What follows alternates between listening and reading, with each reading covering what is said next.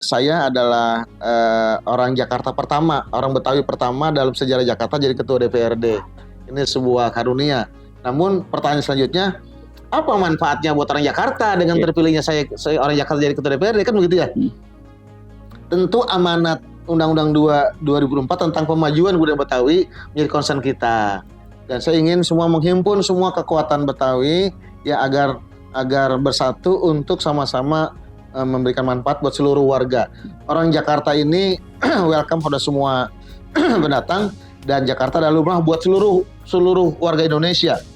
Buat kebahagiaan ketika bisa menyelesaikan permasalahan di masyarakat.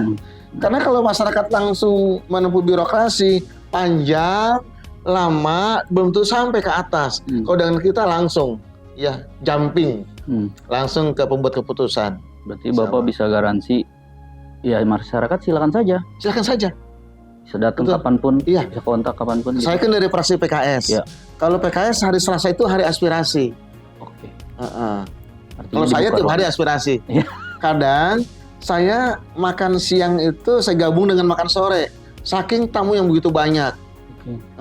Itu dia. Jadi saya harus rela berkorban. Dan makan siang saya gabung nanti jam 4 sore sekalian makan sore. Oke. Biar semua tamu terlayani. Gitu.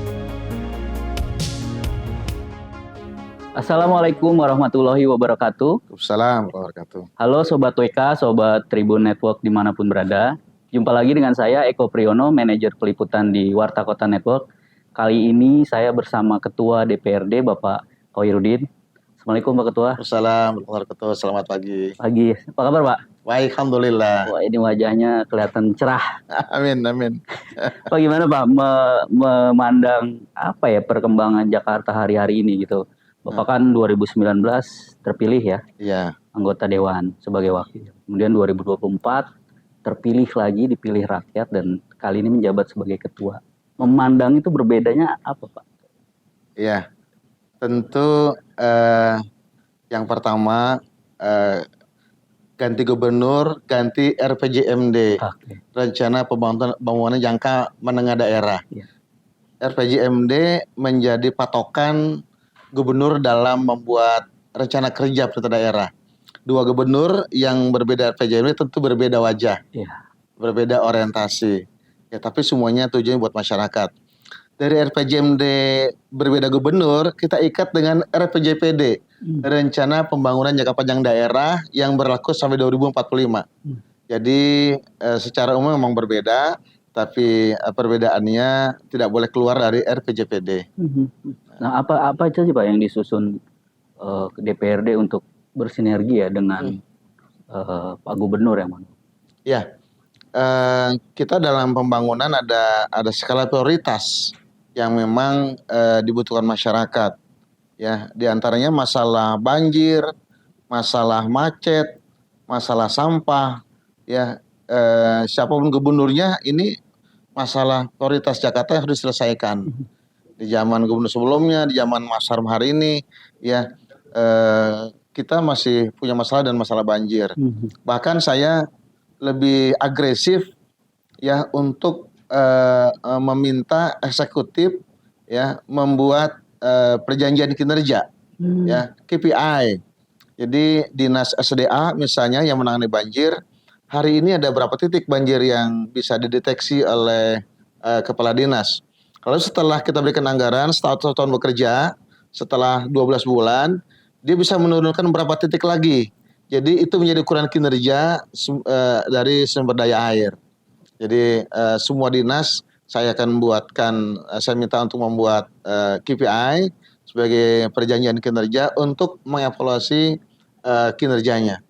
Jadi harapan kita nantinya penanganan banjir, kemacetan, masalah sampah bisa lebih baik karena ada ukurannya tiap tahun. Iya, oke. Bicara banjir Pak spesifik. Ya. Pak Presiden, Pak Prabowo Subianto menyebut Jakarta akan membangun giant seawall. Ya. Mas Pram, Pak Gubernur terpilih, akan menambahkan dengan mangrove seawall. Melihat ini gimana Pak? Ini luar biasa, gayung bersambut. Adanya inline, adanya keselarasan antara pemerintah pusat dengan pemerintah daerah menguntungkan warga Jakarta. Ya, eh, alhamdulillah takdirnya Mas Pram menang dan Mas Pram juga didukung oleh pemerintah pusat sehingga ini akan menguntungkan warga Jakarta. Ya, memang banjir ini bukan hanya air yang jatuh dari langit berupa hujan yang menjadi masalah kita, tapi juga ketika laut pasang, air laut ke daratan ini juga menjadi masalah kita. Giant Sea Wall yang akan dibangun pemerintah pusat ini menjadi solusi buat kita bersama seluruh wilayah Jawa, terutama Jakarta, yang memang sudah satu meter di bawah permukaan laut.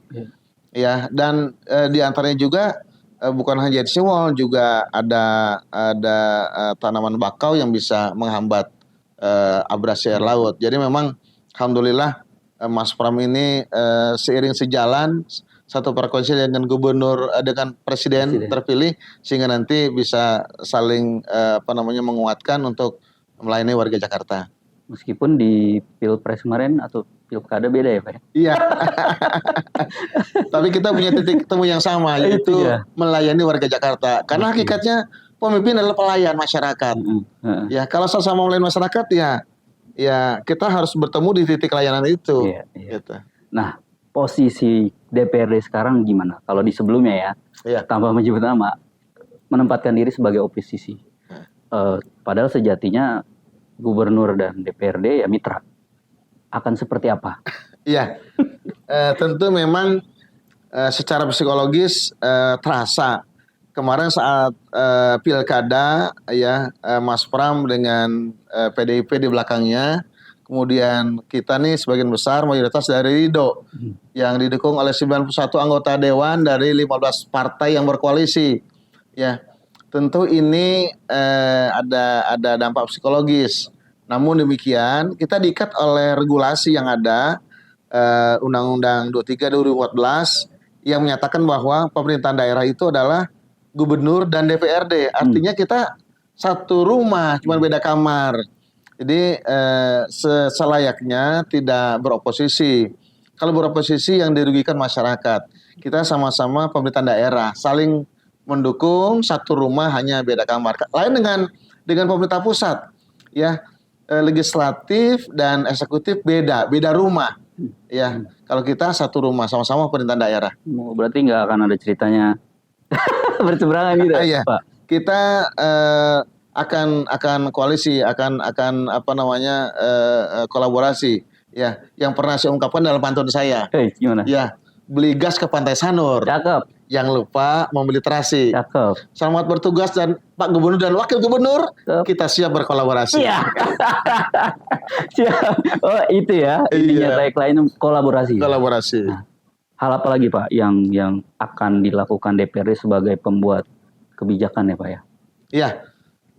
Yang paling utama seiring dengan telah ditandatanganinya Undang-Undang 2 2024 tentang Daerah Khusus Jakarta. Pasal 19 ayat 3, di sana ada 15 kewenangan pusat yang diserahkan ke Jakarta sebagai daerah khusus. Perjuangan untuk mendapatkan 15 urusan menjadi kewenangan Jakarta, ini perjuangan yang tidak mudah. Nah setelah itu sudah diundangkan, kitanya harus siap untuk menyambut kewenangan itu menjadi sebuah keuntungan buat Jakarta. Ya. 15 urusan itu diantaranya mengenai pendidikan, mengenai tenaga kerja, mengenai lingkungan, mengenai kelautan, investasi, dan lain-lain. 15 urusan sangat banyak yang pada akhirnya kita punya kewenangan untuk bisa memudahkan secara birokrasi untuk mengurus warga Jakarta, untuk membuat keputusan lebih mudah. Ya, tidak perlu birokrasi yang kita tembus ke pusat. Ya tidak perlu lagi butuh waktu yang lama. Ya, harapan kita 15 urusan itu bukan hanya keputusan yang dipermudah, tapi juga potensi pendapatan asli daerah yang besar.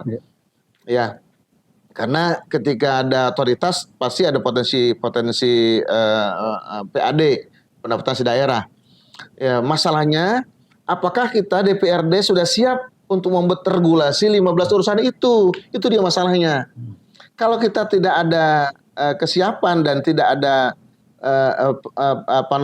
perubahan apapun, regulasi apapun, sama juga bohong. 15 urusan itu yang diberikan dengan perjuangan berat dan diberikan kita nggak siap.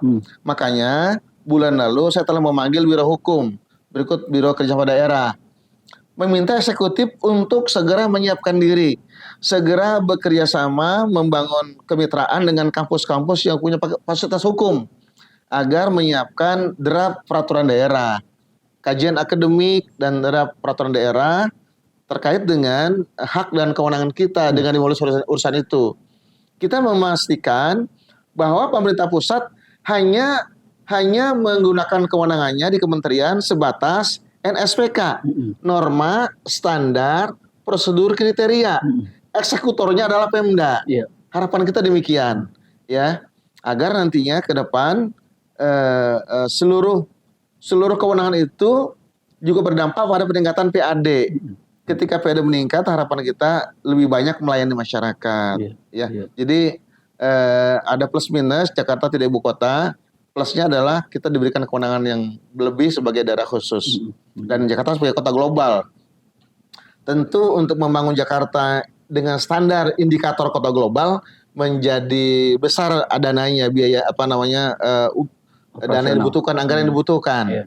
Makanya harapan kita dengan 15 urusan yang diserahkan ke Jakarta dan kita siap melaksanakan itu, nantinya ada dana yang cukup untuk menaikkan Jakarta menjadi 20 kota terbaik dunia yang menjadi kota global. Ya. Nah, kalau gitu Pak, menurut Pak Ketua, akan menjadi kota apa Jakarta ini? Ekonomi, pendidikan. Kalau ekonomi tentu kiblatnya kota-kota besar, New York, atau kota mode, atau kota sejarah. Apa yang sesuai dengan amanat undang-undang, Jakarta sebagai kota global dan kota pusat bisnis. Makanya di dalam 2 perda kita sudah kita putuskan. Yang pertama Perda Rencana Pembangunan Jangka Panjang Daerah yang berlaku 2025-2045 dan Perda Tata Ruang 2024-2049. Nah, 2 perda ini mengamanatkan Jakarta sebagai kota global dan kota bisnis. Nah, makanya seluruh arah pembangunan kita mengarah ke sana. Ya, tentu indikator kota global menjadi capaian kita untuk membangun Jakarta. Hari ini Jakarta 70-an nomor ranking 70 dari kota-kota global di seluruh dunia. Kita berharap ke depan jadi 20 besar, Jakarta masuk. Ya, menjadi kota yang maju, ya. Baik dari sisi bisnisnya ya maupun seluruh elemen pembangunan yang ada di Jakarta. Pak, bicara bisnis kan berarti ada pelaku usaha di situ ya? Ya. Terus ada ya wira usahawannya juga. Kemudian menyangkut dengan itu kan data BPS ada 9,9 juta anak muda yang tidak bekerja, tidak menjalani pendidikan, tidak ngapa-ngapain bahasa ininya ya. Kebijakannya atau langkah DPRD menyongsong itu apa? Karena 2045 kan katanya Indonesia emas nih. Betul. Iya, memang di Jakarta ini penganggurannya sudah melampaui batas toleransi 6,4%.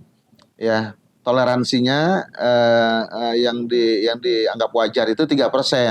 Artinya ketika itu 2 kali lipat, pengangguran Jakarta sudah berdampak pada kriminalitas. Ini menjadi masalah kita bersama.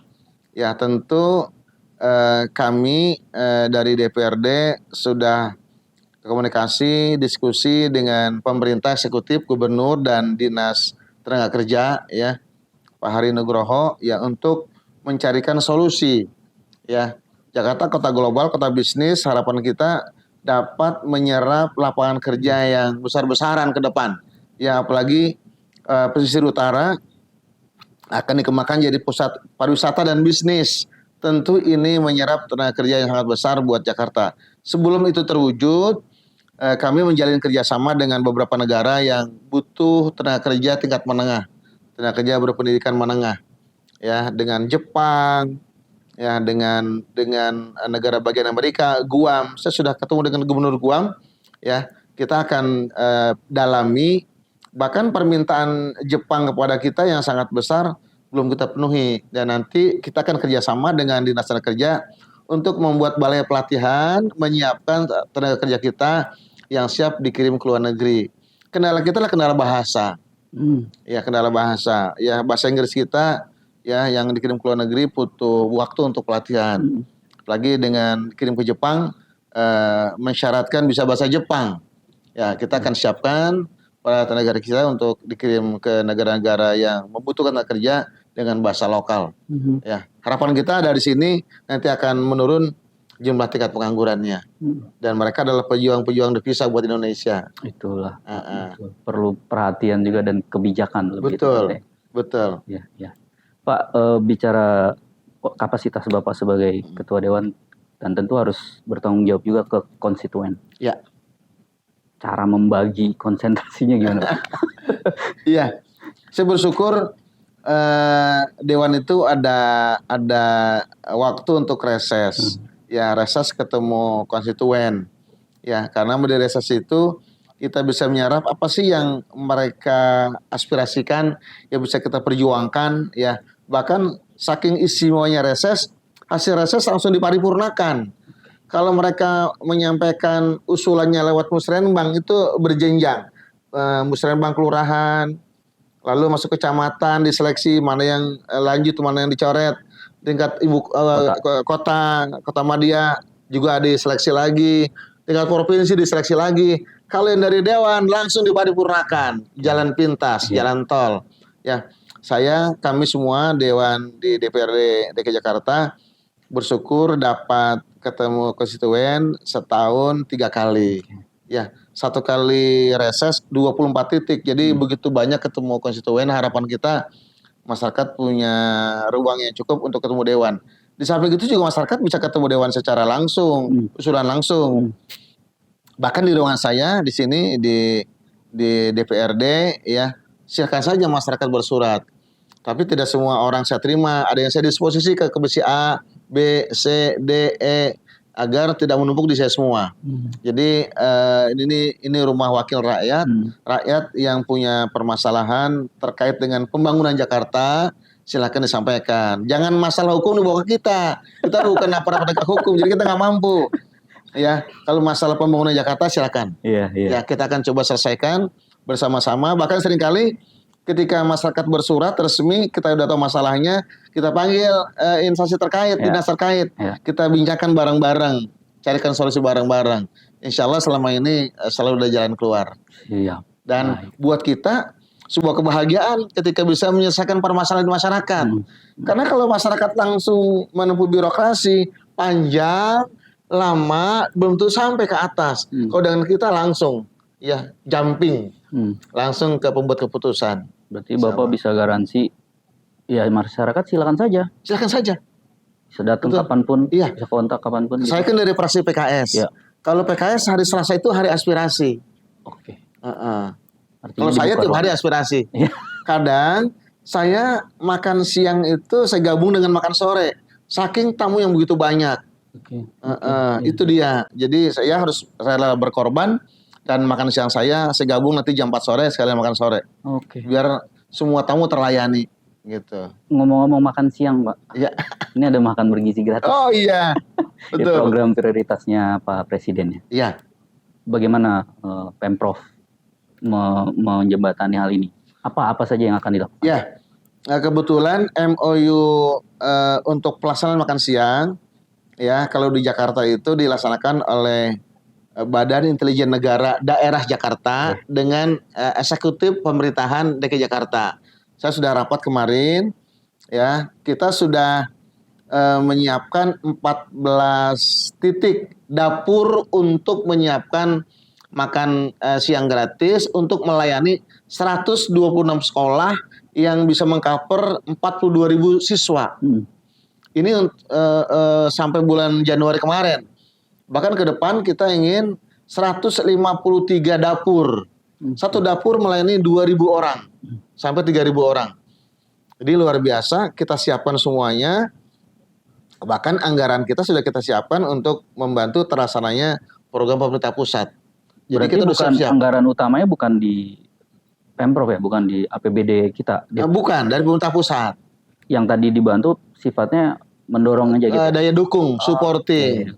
Ya, supporting kita dukung ya untuk bisa melaksanakan mensukseskan program pemerintah pusat makan bergizi gratis. Artinya warga Jakarta nggak keganggu, maksudnya anggaran atau rancangan program ya tetap akan Tetap jalan. Oke. Bahkan saya yang hebatnya ini dengan penyiapan 14 dapur saja, kita butuh sayuran yang banyak, Ya. butuh tenaga kerja yang banyak, butuh supporting bumbu dan sebagainya, transportasi.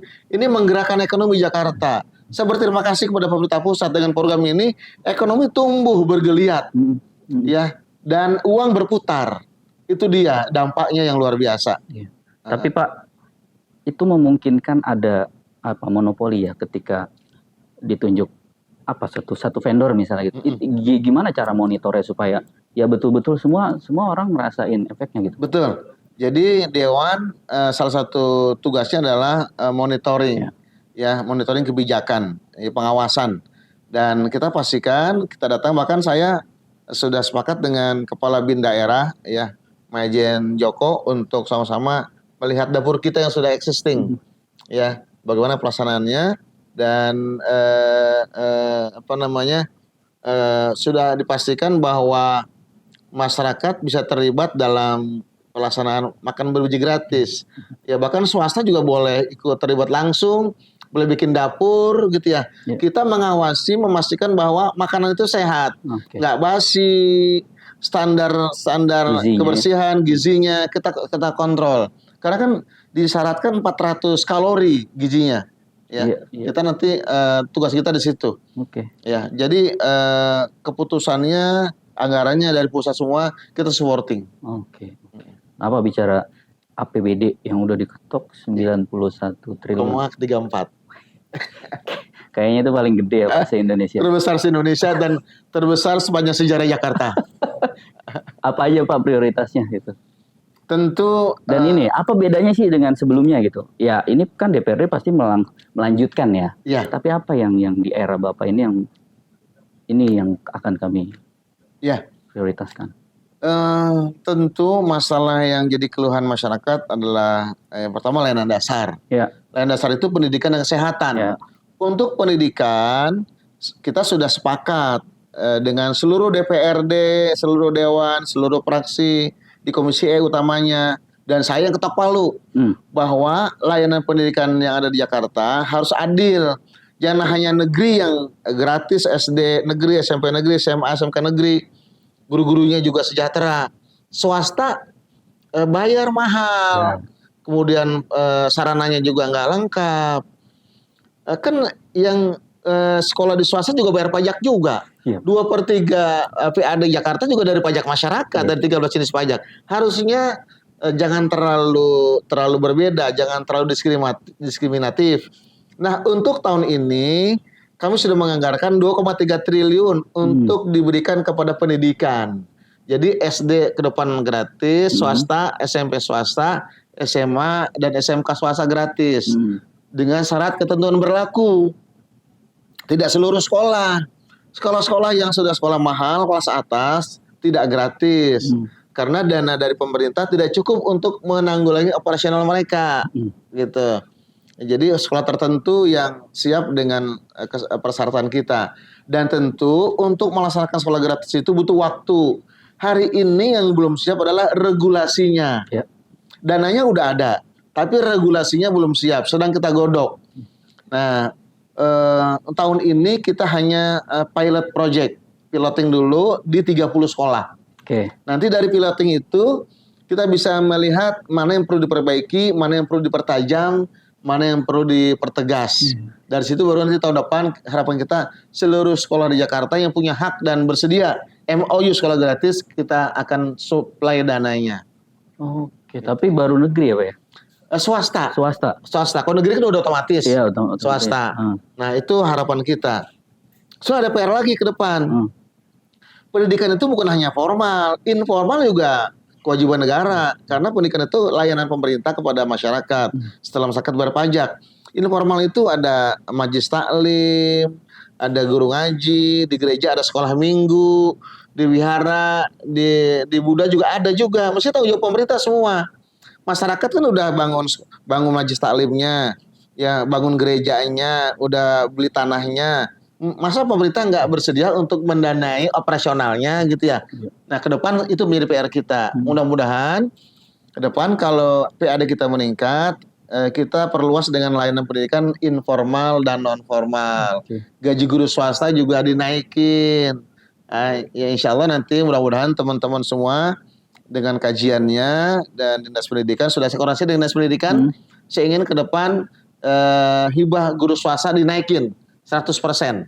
Ya, kalaupun belum bisa menyamai UMP DKI, paling tidak ada perubahan dari yang sekarang hari ini. Itu harapan kita. Oke. Ya, mudah-mudahan kita semua warga Jakarta taat pajak, karena pajak itu 2/3 pendapatan kita dari pajak. Iya. Ya, pajak itulah nafas kita. Berarti prioritasnya pendidikan. Pendidikan, Nah, kesehatan juga. oke, kesehatan.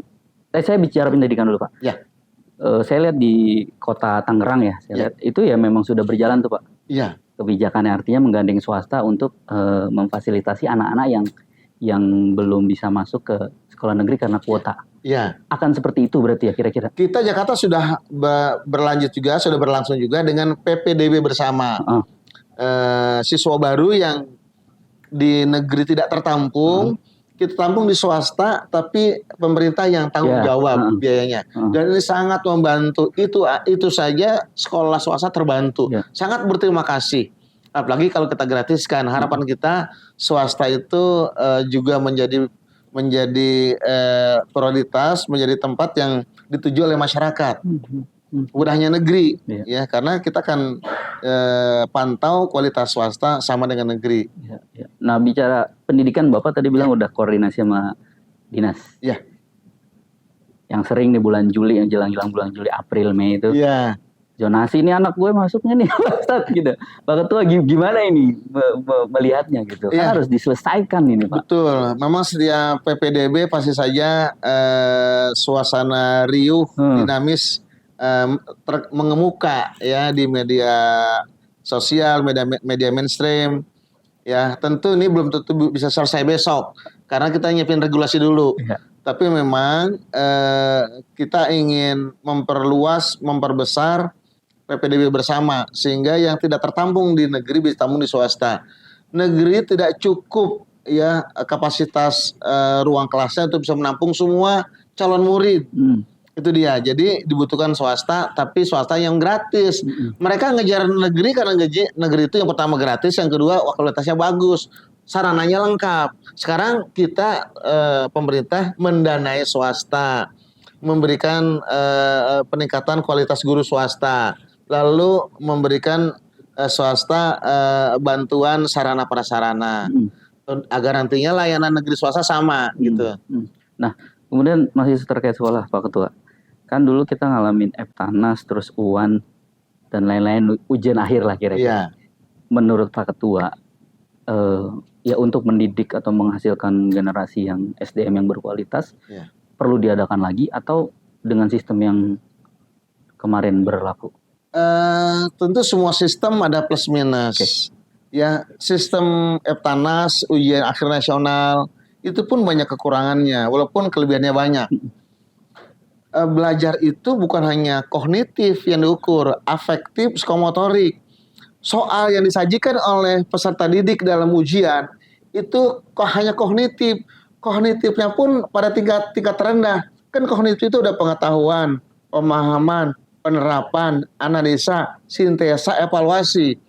Jadi kognitif tingkat terendah, pengetahuan dan pemahaman, evaluasi nggak bisa digambarkan dalam soal-soal yang disajikan dalam ujian nasional. Itu yang perlu diperbaiki, yang perlu dirubah gitu ya, agar siswa itu betul-betul mengukur tingkat kemampuannya dari kemampuan afektif, kognitif maupun psikomotor. Bukan hanya kognitif tingkat rendah, ya. Kalaupun kognitif sampai tingkatan evaluasi, kan tidak mungkin, sulit untuk merumuskan sebuah pertanyaan yang menggambarkan evaluasi. Dan itu pun kalau itu bisa dilakukan baru ranah kognitif, belum afektif, belum psikomotor. Jadi memang untuk ujian nasional kekurangan kita belum tentu bisa mengukur kecerdasan siswa. Gitu. Ya, Karena beragam juga cara mereka memperoleh nilai itu ya, Pak. betul. Alat ukurnya yang perlu ditanyakan, gitu ya. Iya. Kalau nggak ujian pun, akhirnya kita tidak punya standar untuk bisa menilai, ya mengevaluasi kinerja dan bisa menyeleksi dari sejumlah orang yang pengen masuk. Pakai apa kita menilainya? Iya. Gitu, susah. Jadi emang perlu diperbaiki semuanya. Iya, jadi Sobat PK, Sobat Tribun, kenapa saya tanyakan itu karena beliau merupakan guru ya Pak ya. Saya 30 tahun Dosen jadi juga guru. ya. Jadi guru, jadi dosen 30 tahun, ya malang melintang dan sekarang saya rindu jadi guru lagi karena guru itu berhadapan dengan calon generasi muda ke depan. Ya, kita bisa memberikan inspirasi kepada murid-murid kita, bisa membuka berpikir, ya, membuka apa namanya wawasan, yang bisa meluruskan sikap pemahaman yang salah kepada siswa. Luar biasa. Pak, yang paling berkesan apa sih Pak selama masa-masa itu sebelum terjun ke politik? Yang paling berkesan adalah hubungan personal kita dengan murid. Kita bisa merubah murid siapapun dia, yang bandel, yang nakal, yang malas, karena kedekatan, keikhlasan, tanggung jawab. Kita bisa merubah itu. Saya bahagia ketika jadi guru karena kedekatan personal saya dengan murid saya. Mereka sebandel apapun berubah dengan pendekatan hati. Yang laki, yang perempuan, yang sudah terlalu jauh batas toleransinya sebagai seorang murid bisa berubah. Jadi itu yang saya dapatkan di guru. Itu yang bahagia. Tapi hari ini ketika guru cuma mengajar, sayang. Ya, karena sekolah udah gratis, kadang-kadang guru cuma hanya mengajar, bukan mendidik. Sehingga tidak merubah siswa, tidak menginspirasi siswa. Siswa hanya dijajali materi pelajaran. Materi pelajaran bisa didapatkan di internet. Bahkan ada ChatGPT yang bisa lebih lengkap. Ya, yang perlu sekarang itu adalah bagaimana mendidik. Memberikan contoh, disiplin, tanggung jawab, soft skill nggak ada di apa namanya pengajaran, ada di pendidikan. Akhlak gitu. juga ya. Akhlak gitu. Pak. Ya. Jadi saya ngajar tiap tahun, tiap 25 November hari ulang tahun guru, saya selalu dapat predikat guru paling berwibawa. Mantap Pak. Iya. Pak, bicara masih soal ini pendidikan. Kalau dulu ya siswa ada masalah tuh ketika ngadu ke orang tua, malah dimarahin nih kita Pak. Kalau sekarang lapor. Nah menurut Bapak imbauannya buat siswa, buat guru, buat orang tua juga. Iya. Khususnya warga Jakarta nih Pak. Saya pengalaman di sekolah, siswa yang bermasalah itu tidak berdiri sendiri. Variabel terbesar di rumah, ya. Kemudian variabel terbesar kedua, hubungan dia dengan lawan jenis. Itu yang membuat siswa bermasalah. Ya, tapi yang paling parah itu di rumah. Kalau di rumah bermasalah, sulit kita untuk mendidik anak. Kita harus memanggil orang tua. Orang tua harus sadar bahwa 24 jam sehari semalam itu di sekolah cuma seperempatnya, 6 jam, 7 jam. 3/4-nya di rumah. Jangan merasa selesai ketika menyekolahkan anak. Ya, karena 2/3-nya tanggung jawab orang tua dan masyarakat. Jadi harusnya orang tua juga pendidik di rumah. Jangan setelah disekolahkan lalu dianggap selesai. Pendidikan terbaik itu adalah bukan perintah, tapi contoh, toladan. Ya. Jadi orang tua ketika ingin jadi pendidik, jadilah contoh di rumah. Nyuruh anak buang sampah di tempatnya, orang tua mencontohkan. Nyuruh anak sholat, orang tua sholat di awal waktu berjamaah. Nyuruh berbuat baik, orang tua contohin berbuat baik. Nyuruh hubungan silaturahim bagus, orang tua ayah sama ibu jangan berantem di hadapan anak begitu. Ya, kita di sekolah jadi mudah dalam mendidik. Namun demikian, ya, kalau kedekatan kita guru dengan anak baik, kita menjiwai, kita merasakan bahwa anak didik kita adalah generasi pelanjut cita-cita kita, ya, dia adalah aset buat kita, pelanjut cita-cita kita ke depan, pelanjut kebaikan, agen perubahan sosial, maka kita akan menganggap anak didik itu adalah anak kita. Kalau udah begitu, mudah merubah anak. Anak itu hatinya yang dipegang. Kalau hatinya udah dekat, semua dia ceritakan. Saya nggak pernah cerita sama orang tua apa masalah anak, yang penting dia berubah. Saya cuma katakan, nak, cerita sama saya semua jujur. Ya, saya lindungi kamu, saya nggak ceritakan sama siapapun. Dia cerita. Cerita dia, Pak. Dari cerita baru saya bisa masuk di mana yang perlu diperbaiki. Nangis-nangis, segala macam. Ada yang mau bunuh diri, kita luruskan.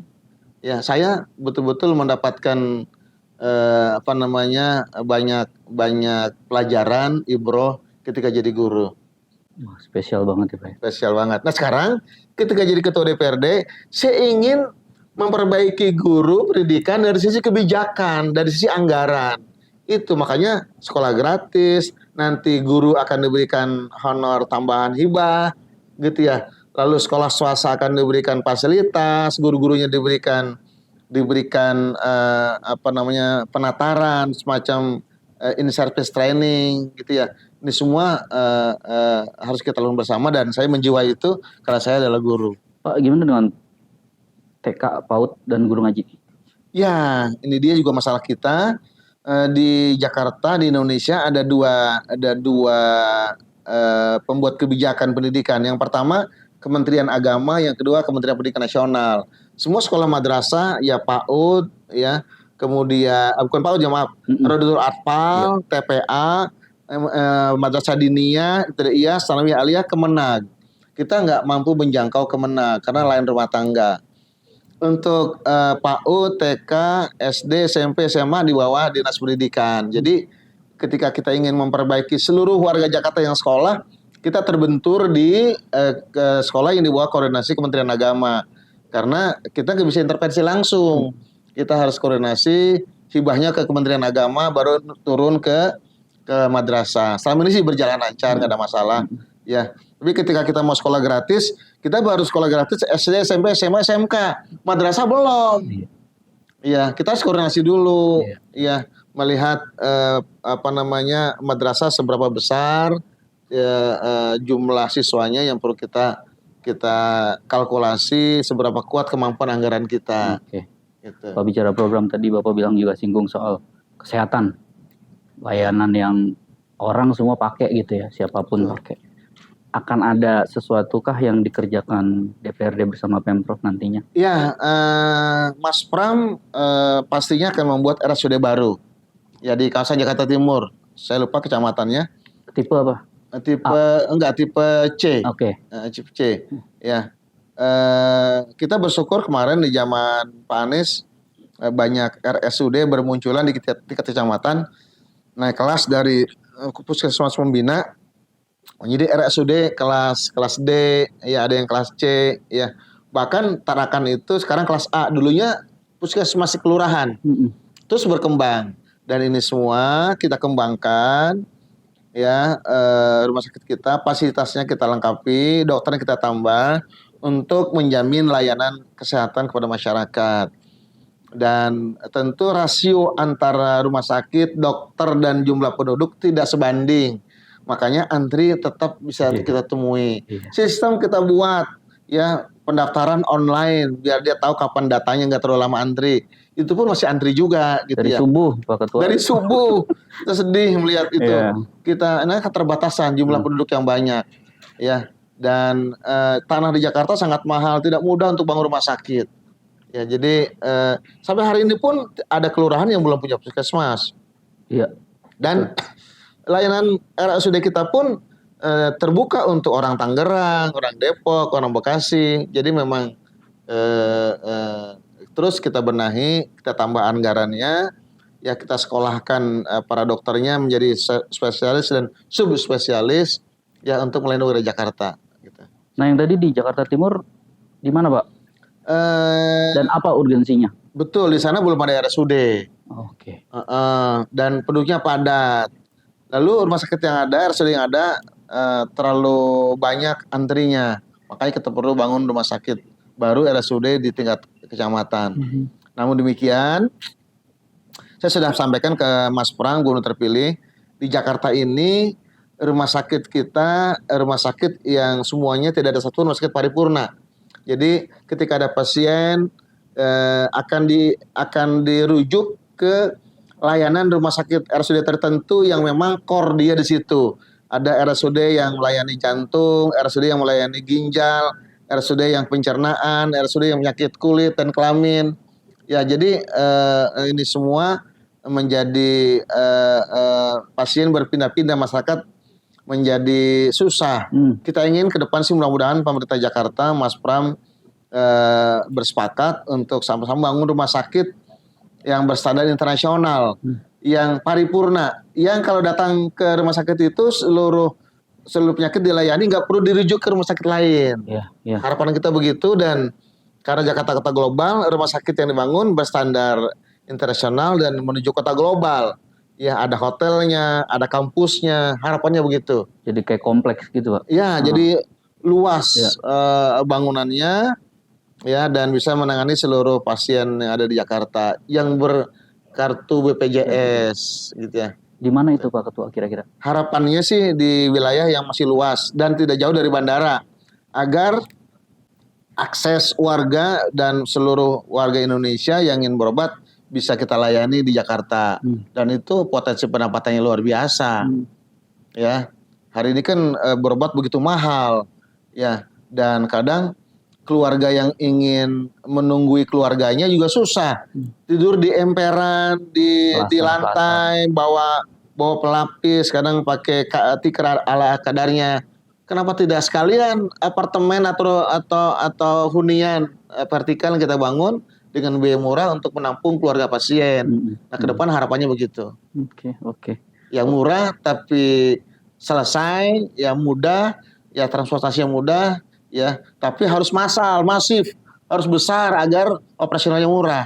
Kalau kecil jadi besar biaya operasionalnya jadi mahal. Pak, ini udah di ujung menurut saya, dan tadi kita udah bahas pendidikan, kesehatan, kemudian satu lagi yang berhubungan sama publik itu transportasi. Bagaimana soal, kan dulu sempat digaungkan TOD ya, Transit Oriented Development di Pasar Minggu dan sebagainya. Gimana itu perkembangannya dan akan bagaimana? Betul. Ya, transportasi di Jakarta alhamdulillah sudah sangat maju. Dulu angkutan transportasi mini, ya, transportasi bis menengah, ya, sebut saja transportasi massal itu sering berebut penumpang, kemudian kebut-kebutan, kemudian kecelakaan, ada yang dibakar, meninggal. Sekarang sudah tidak terjadi lagi, karena pemerintah menanggung seluruh operasional. Setiap kilometer ditanggung oleh pemerintah dalam bentuk subsidi. Masyarakat Jakarta sangat berbahagia, berbangga, karena sebagian besar pengeluaran mereka di transportasi yang mahal itu. Dan sekarang pemerintah memberikan biaya yang besar, PSO, ya, Public Service Obligation, ya, hampir 5 triliun untuk menanggulangi semua moda transportasi darat, ya, dari Minitrans, busway, kemudian MRT, kereta, ya, LRT. Ya, kita nggak untung dari semua operasional itu. Kita menanggulangi, tapi kita melayani warga Jakarta, ya. Dan ini keren. Walaupun demikian, masih belum banyak warga Jakarta yang beralih ke transportasi umum. Ini uang kita sudah gelontorkan ke transportasi publik. Ayo dipakai, gitu ya, biar polusi Jakarta berkurang, ya. Biar uang yang kita gelontorkan manfaat buat masyarakat. Kalau nanti bertambah padat, kita perluas lagi, ya. Hari ini memang masih belum semua masyarakat terlayani, ya. Misalnya di Jakarta Selatan ada trayek tertentu yang belum dilalui Minitrans, gitu ya. Dan Minitrans kan murah, ya. Sekali tapping dia bisa berganti moda dan gratis. Gratis, Pak. Gratis, ya. Sekali tapping saja, sangat terbantu, gitu ya. Cuman kan belum semua titik. Harapan kita mudah-mudahan di Sub dan Transjakarta nantinya hak masyarakat berupa layanan transportasi jangan di kota-kota besar, jangan di pusat-pusat keramaian. Kampung-kampung yang ada puskesmas, yang ada sekolahan, yang ada kantor lurah, kantor kecamatan harus dilalui. Karena itu terkait dengan kebutuhan masyarakat. Dan ini masih banyak yang belum. Jakarta Selatan juga banyak yang belum. Ya, harapan kita nanti masyarakat semua saya himbau agar beralih ke transportasi publik deh. Sayang, gitu ya. Karena dana kita besar kita gelontorkan untuk melayani masyarakat di transportasi publik. Namun demikian, saya tetap menjalin kerjasama dengan banyak pihak di luar negeri sana. Saya datang atas nama DPRD, dan karena kita beralih ke kendaraan publik berbasis elektrik, sehingga ada pengurangan karbon. Hari ini Jakarta satu-satunya provinsi yang transportasinya sudah dapat sertifikat pengurangan karbon ya dari gas rumah kaca. Oke. Ya, sertifikat pengurangan emisi SPE ya. Dan pengurangan emisinya 20.000 ton per tahun. Dan itu sudah bisa diuangkan, dijual ya, dikompensasi kepada negara-negara yang memproduksi gas emisi karbon, dan kita mengurangi, mereka setanggung jawab. Dan dari situ nanti insya Allah kita dapat bantuan bis listrik lebih banyak lagi. Tahun 2030 kita berharap seluruh bis angkutan umum sudah listrik, dan kita bisa kalkulasi dengan berapa karbon yang bisa kita kurangi, dan ada kompensasinya untuk melayani publik. Kalau itu sudah kita lakukan, transportasi akan lebih murah. Kita akan mengurangi dana subsidi. PSO tadi akan kurangi. Ya, ini kalau bantuan 200 bis listrik dan 300 lebih mini trans listrik sudah terrealisasi, ya maka pemerintah akan mengurangi dana PSO, dana subsidi ke transportasi publik. Ya, karena sudah berbasis listrik, lebih hemat. Gitu. Pak, kalau berarti TOD tadi akan dilanjut atau masuk anggaran? TOD tadi ini juga salah satu solusi mendekatkan transportasi dengan pemukiman agar tidak terbuang pembakaran, penghematan di bahan bakar, kemudian konsumsi karbon yang mengudara menjadi berkurang. Untuk itu segera dibangun pemukiman TOD. Di mana, Pak? TOD itu kerjasama dengan Jepang, ada 11 titik. Dan Jepang membiayai dengan anggaran MOU 11 triliun. Tahun ini? Iya, dari zaman Pak Heru PJ Gubernur sudah dimulai komunikasi itu, namun masih dalam tahap penjajakan, tahap pendalaman. Di antaranya di Pasar Jumat, ya di Lebak Bulus. Ya, kemudian di Blok M, Terminal Blok M, kemudian di Gor Bulungan. Ini semua titik-titik yang sangat mungkin ada di Blok A juga sama. Di Blok A ada tanah Pemda, tanah kosong. Di situ ada stasiun Blok A, bisa dibangun hunian vertikal agar nanti masyarakat bisa pulang langsung situ, langsung berangkat kerja, tinggal jalan kaki. Kalau udah begitu hemat BBM, kemudian emisi karbonnya berkurang. Iya, siap. Gitu. Pak, 2 pertanyaan terakhir. Oke. Bapak anak Jakarta asli nih. Tempat mana yang paling berkesan? Yang punya kenangan. Iya.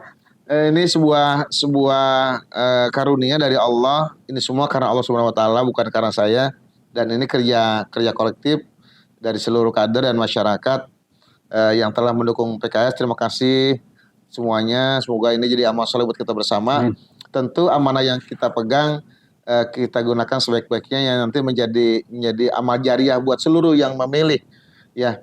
Dan tentu saya adalah orang Jakarta pertama, orang Betawi pertama dalam sejarah Jakarta jadi ketua DPRD. Ini sebuah karunia. Namun pertanyaan selanjutnya, apa manfaatnya buat orang Jakarta dengan terpilihnya saya orang Jakarta jadi ketua DPRD, kan begitu ya? Tentu amanat Undang-Undang 2004 tentang pemajuan budaya Betawi menjadi concern kita. Ya, kemudian pemajuan budaya Betawi kita ingin nanti dilaksanakan mulai dari pendidikan di sekolah. Dan saya ingin semua menghimpun semua kekuatan Betawi ya agar bersatu untuk sama-sama memberikan manfaat buat seluruh warga. Orang Jakarta ini welcome pada semua pendatang, dan Jakarta adalah rumah buat seluruh warga Indonesia.